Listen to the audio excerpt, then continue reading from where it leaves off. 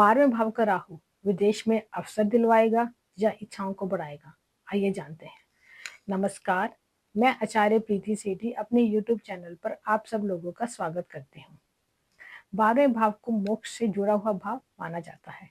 वय का, त्याग का, एकांत का, नींद का, विदेश का, गुप्त कार्य, छिपे शत्रुओं और मोक्ष की दिशा, ये सभी विषय 12वें भाव से जुड़े होते हैं।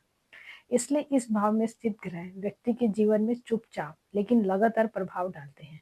राहु एक छाया ग्रह है और इसका काम भ्रम पैदा करना है और इच्छाओं को बढ़ाना है और व्यक्ति को सामान्य रास्ते से हटकर असामान्य दिशा में ले जाता है। इसलिए शास्त्रों में राहु को एक माया कारक ग्रह भी कहा गया है, क्योंकि यह व्यक्ति को ऐसा दिखाता है जो वास्तविकता होती ही नहीं है। राहु न तो पूरी तरह शुभ है, ना ही अब पूरी तरह से अशुभ है।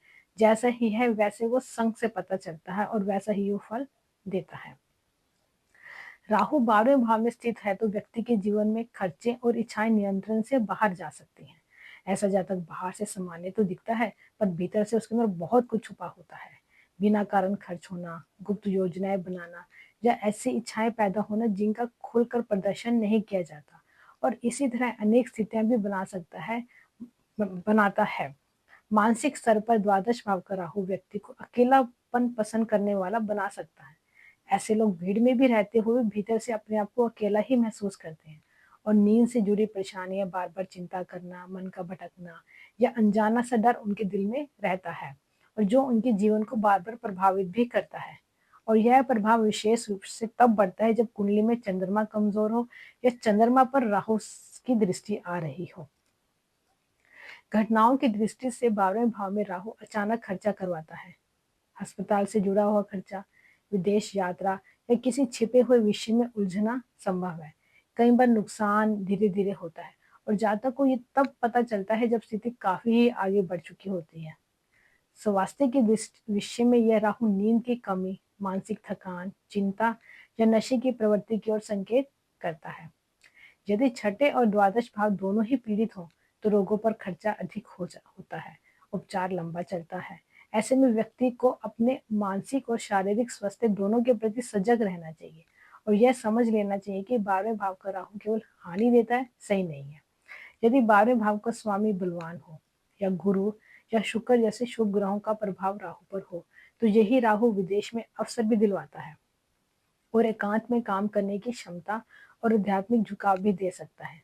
और ऐसे जातक विदेश, अस्पताल, शोध, आयात निर्यात या रहस्यमय विषयों से लाभ भी कमा सकते हैं। राहु की महादशा या अंतरदशा में 12वें भाव का राहु विशेष रूप से सक्रिय हो जाता है। इस समय खर्चे भी बढ़ सकते हैं, विदेश से जुड़ी परिस्थितियां भी बन सकती है। जब व्यक्ति भीतर की दुनिया में अधिक जुड़ने लगता है तो शुभ योग होने पर यह सामान्य आध्यात्मिक प्रगति की ओर भी आपको ले जाता है और विदेशों से लाभ भी मिलता है। अन्यथा ये राहु भ्रम की स्थिति पैदा करता है, मानसिक बेचैनी बढ़ा सकता है।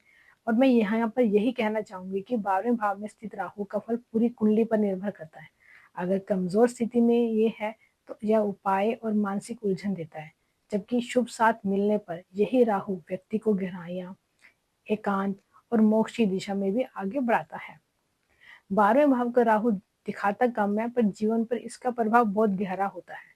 शुभ स्थिति में स्थित राहु जीवन को विदेश तक ले जाने की क्षमता रखता है और अशुभ स्थिति में जेल, अस्पताल के चक्कर लगवा सकता है, कभी कभार पागल तक भी वो कर सकता है। अगर आपकी कुंडली में राहु 12वें भाव में है तो कमेंट में मुझे यस लिखिए और वीडियो को लाइक करें और चैनल को सब्सक्राइब करें और शेयर करें। धन्यवाद।